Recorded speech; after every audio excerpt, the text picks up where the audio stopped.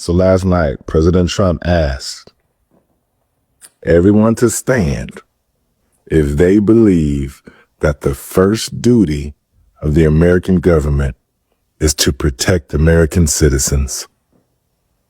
And the Democrats refused to stand. Can't make this shit up. Can't make this shit up. They refuse to stand. And I would think that would be the easiest thing for Americans to agree on. Protect American citizens first.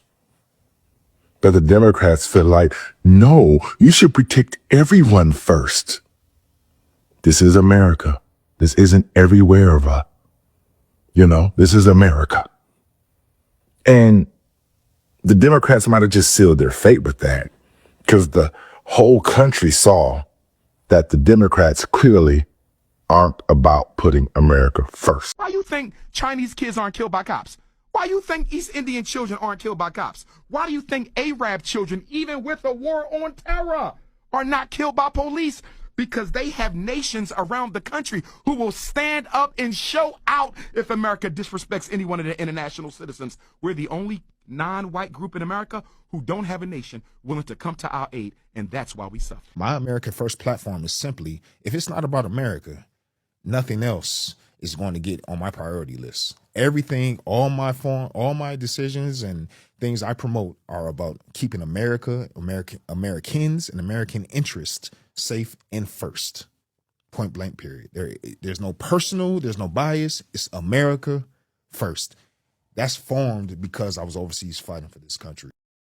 Donald Trump woke up this morning and said, you know what? I'm sick of this shit. Foreigners were coming into our country and overstaying their visas, and that's wrong, number one. On top of overstaying your visas, you're gonna commit terrorist acts upon Americans? Obviously, every person with a visa didn't commit some crazy terrorist act. However, some of them did. And that's enough. Donald Trump said this is a privilege to pull up to America and work, study, whatever, and he's entirely right, it is. You didn't leave your buttfuck country to come to America for no reason. If you're from any of these countries over here, blame your fellow citizens for pulling up to America and fucking it up for all of y'all. Now, Donald Trump did this before in his first term back in 2017. Everybody called it the Muslim ban. The difference is, it's not no little 90-day little bullshit. This gonna last till Donald Trump say so. We all know Donald Trump closed the border up in like the first 2 fucking weeks. It does not stop at the border. Use your pink meat up here real quick. If illegals can't pull up to America illegally anymore, what's the next best thing? If someone wanted to pull up to America and cause chaos and they can't just hop over the border anymore, the next best thing would be to get a damn work visa.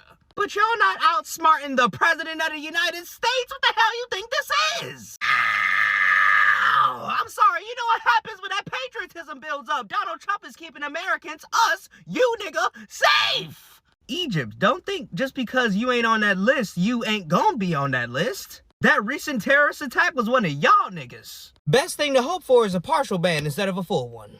Keep it up, Donald Trump! There is a conversation happening across America that many people can no longer ignore. More and more Black Americans are saying it is time to focus on American citizens first. For some, that statement is about jobs. For others, it is about affordable housing, healthcare, education, and the rising cost of living. They believe that before the government takes on new responsibilities, it should first make sure the people already living in that country have a fair chance to succeed. Supporters say it is simply common sense. Critics argue that it is more complicated than that. So why are so many people having this conversation now? Let's take a closer look. We had tens of millions of illegals in our country. That made housing prices go up about 30%, rental prices go up 20%. And you know, here in America, we prioritize American people and American people only. American houses are for our American people, especially HUD-funded housing. And so today, Secretary Noem and I partnered to sign a MOU to ensure that American taxpayer dollars, in particular when it comes to HUD-funded housing, goes to the American people. The Biden administration had terrible immigration policies, border secure policies, and so because of that, they were prioritizing illegal aliens over the American people. And so today, we put a stop to that to make sure that the American people are our first and only priority, and that illegal aliens will not be funded to live in HUD-funded housing. How big was it for you personally to see that win for Trump on Tuesday? It was fantastic. I feel like it's morning in America again, Sid. I just feel like a real new sense of hope, because we're going to undo and fix the disaster that the Democrats put. Really, when they had control for 2 years, the disaster, inflationary spending, all these crazy policies, our tax dollars going to communist China, 2 new wars break out. I mean, open border with all these dangerous people that have come in. This was a great message, and it's a message that needed to be sent to the Democrats to stop their nonsense, start putting American citizens first, and that's what we're going to do. I also remind everybody the United States government is not a charity. We are not here to play social worker. We are here to win. We are here to win on behalf of the American people and on behalf of the national interest, to win for our country, to win for the people of America, to win for the things that are important for our future, and that's what we exist to do. Listen, if they really cut off food stamps for November, y'all better go into that HR office and turn your taxes off. We should not be paying taxes if they're not going to help the American people. If my grandma don't get her Social Security, what the fuck make you think I'm gonna pay taxes for? Huh? If my community members who need food stamps can't get it, I'm not paying no taxes, bitch. I'm not paying a motherfucking thing. Because what you doing with my money? What you doing with my money? Because you don't know how to use it right. So I'm going to take it back. Since you don't know how to use it right, I'm taking it back. I'm taking it back. No one has a right to go to anybody else's country. You are invited. It is a privilege, not a right, to come into America. So it's a privilege to live a life that requires you to have clean water, clean food, clean yes, air. Yes, of course it is. And you have to fight for that? Yes, it is not. But we didn't? Hold on a sec. Well, born here, we didn't fight for that? Well, my ancestors did fight for that, actually, and I'm a very thankful recipient of many generations of Americans that fought for the greatest nation. I'm not saying we should have no immigrants, but immigration must be a net benefit for the American homeland and for the American citizen. With, I don't know, taking in 5% of the population of Haiti. Not necessarily, no. If we have the land and the resources to house them, it shouldn't be that big deal to bring in immigrants. Really? Do you think that the American government should first have an obligation to citizens before foreigners? Okay, I think we have an answer obligation. The question. Yesterday I got called racist so many times, and honestly, it's funny to me how ignorant that really is. Let's clear this up. When conservatives say America first, it has nothing to do with race. It doesn't mean white people first. It doesn't mean one group over another. It means if you are a citizen of the United States of America, Asian American, African American, German American, Mexican American, whatever, you come first. Before illegal aliens, before people who break the law to get here, American citizens should always come first. That's not racist. That's common sense. It's about putting our citizens first. What's up, America? We need to have a conversation. Because right now, we going through some things. All right? We are. We going through some things. And it might not be affecting you personally, but it's affecting millions of Americans. And just like it's affecting them today, it could be something coming to affect you for tomorrow. And I'm talking about people that are being threatened with food insecurity because of this shutdown that has been going on now for, I think, something like 20, 21 days. Yeah. So they're trying to say that there is not enough money in the budget for SNAP benefits for people. There are millions of Americans of all colors that rely on these benefits in order to feed their families. And it ain't nothing neither one of us can do about that, because that's out of our hands. But I tell you what we can do.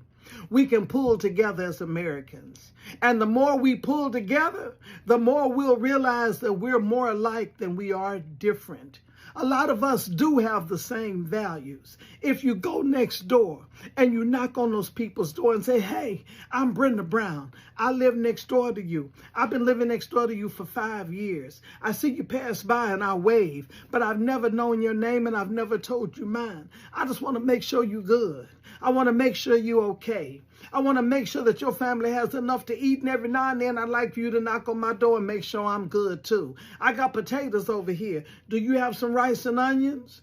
Talk to the people across the street. She might have some eggs. Talk to the people on this side of you. They might have some beans. Talk to the people that live right over that way. They might have some chicken. It must be some of everybody got a little bit of something that you can pull together and make sure that everybody eats and gets full and see each other through this crap that we're going through right now. All right? That's what I'd like for you to do. You can go, if you live in an apartment complex, this is just an idea I'm going to throw out. If you live in an apartment complex, down there where they have where you go get your mail, put a little sign up that you're having a food drive to help everybody over here in this section or to help everybody over there in that section. Ask people to bring what they can spare and bring it out there and have a whole big, a whole big table full of all kinds of food so that people can eat, especially your children and your elderly. Okay? If you don't live in an apartment complex and you may live in a house somewhere, go to Nextdoor. That Nextdoor app, go in there and write it in. Say, let's have a food drive for this subdivision. I got some spare pasta. Anybody got some beans? Is anybody out here got some tomatoes? I myself, speaking seriously, I got a fig tree out there in that backyard. That fig tree produces so many figs for the last several years, I have given them away to my neighbors. Really, I ain't charging nobody nothing. You want to come get some figs? There's way more figs than me and Mr. Mike can eat. Come get some figs. I'm proposing that we help each other, okay? We can help each other. We can see each other through this, all right? That's all I want to say about that today. If anybody has any thoughts about that or something that you want to add, I'm willing to listen to it. Let's help each other as Americans. Don't worry about your skin color. Can't neither one of us help that. But you can help those people across the street with some potatoes and onions. Or they might be able to help you with some rice and tomatoes. You don't never know what it is. Help each other. We're going to see each other through. How about that? How about that? So, I'm going to wrap up this saga about the election with this one thought, right? And I saw somebody talking about this, and I thought it would be really good to touch on and expand this, right? And this is like really more so about the immigrant population in the U.S. and how, like, you know, in terms of like more so the people of color, and how for many years, you know, the Black American community has been looked down upon by just people of color in the immigrant community. And one question that would always come up that I thought was really interesting was, you know, what have you guys been doing over here this whole time? You know, we've surpassed you guys and all this and that. And after much thought, I'm like, y'all are really about to find out what we've been doing over here this whole time. With this Supreme Court, they about to roll back everything we've been fighting for. And y'all are about to see what Black Americans have been doing this entire time. Not only that, you're about to realize how much some of y'all messed up. Like fumbled. I'm talking about fumbled the bag. Because all you had to do was listen to Black Americans. Black Americans been telling y'all about this government since day one. And I'm not like here's my thoughts on America. America is one amazing op. Like America is one hell of a op. Like they know they are one hell of a op. And the way they move and the way they go over your head, like some of y'all really weren't ready. And truthfully, Black Americans been telling you, your handbook, your hand guide is Black American history. It's all documented. You want to know who they are and how they move? It's in the history. And Black American history intersects with everybody else in this country. Like, and to fully get an understanding of what Black Americans actually did, you need to read American history. Look at how they did the European immigrants. Look at how they did the Asian community. Look at how they did women. Look at how they did the Native Americans. Like, go look at how they did the Hispanic Americans, and go look at how Black American history intersects with all of those groups. And all of those groups we talked about exercise anti-Blackness.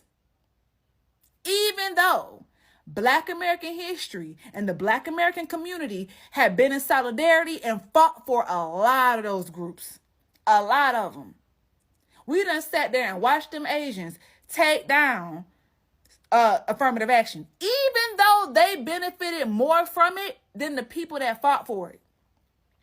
And then after tearing it down, they never went back to go fight for it again. You want to know why? Because it's easier said than done. Y'all be tearing down stuff, working against stuff that y'all did not have to fight for. And it's easier said than done. If this Supreme Court starts rolling stuff back that we fought for, I can guarantee you your bottom dollar, Black Americans are not fighting for it again. Not for you. It'll probably be for Black people or Black Americans only. I promise you that. Because Black American gave you a lot on a full platter, and y'all gave the Black American community your butt to kiss. The difference is Black Americans know this country better than anybody.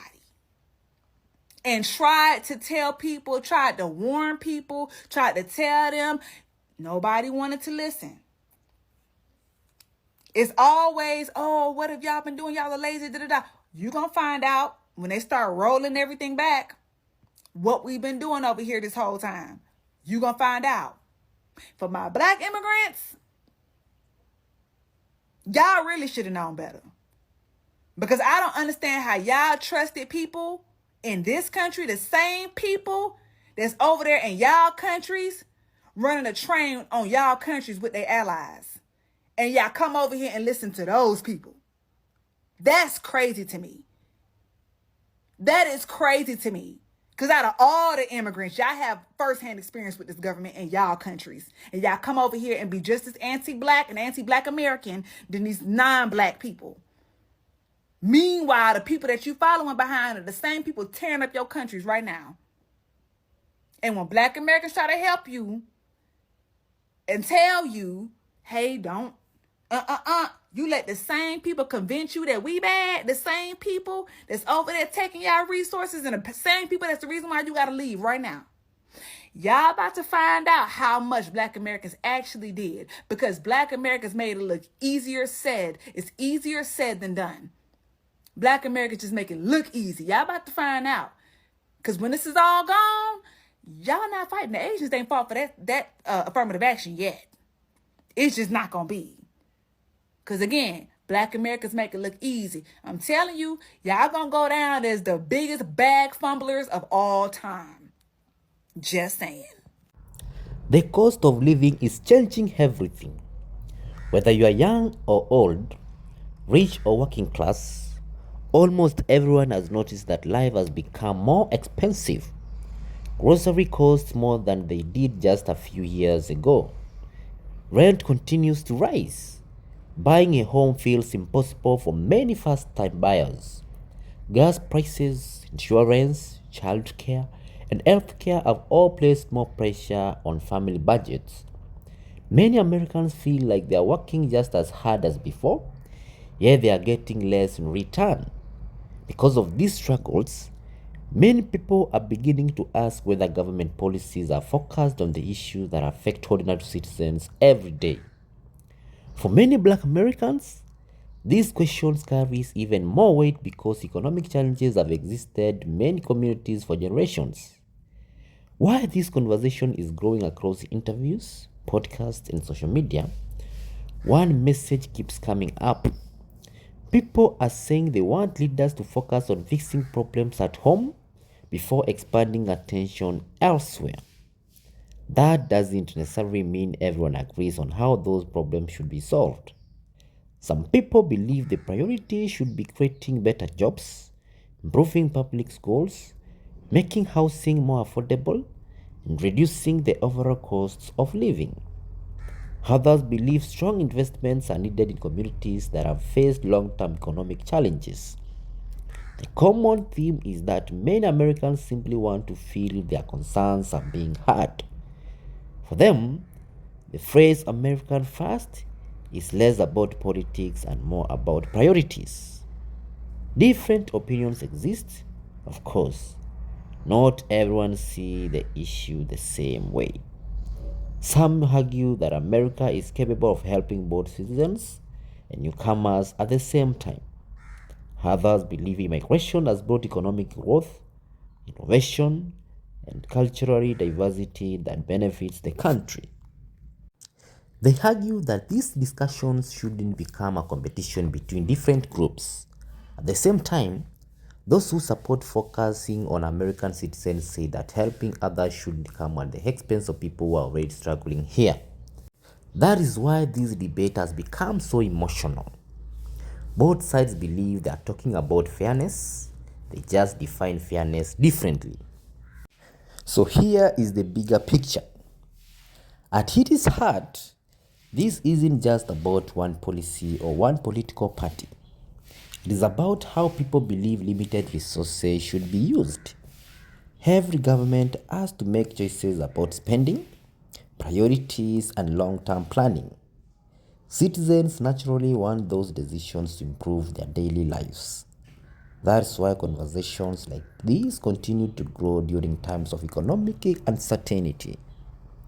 When families feel financial pressure, questions about priorities become even more important. So to conclude, now it is your turn.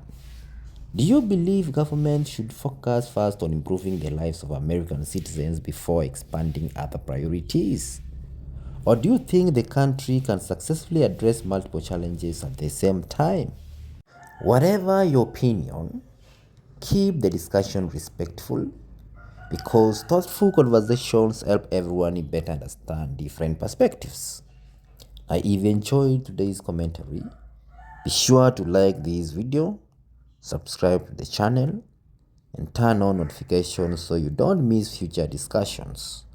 Thank you for watching, and I will see you in the next video.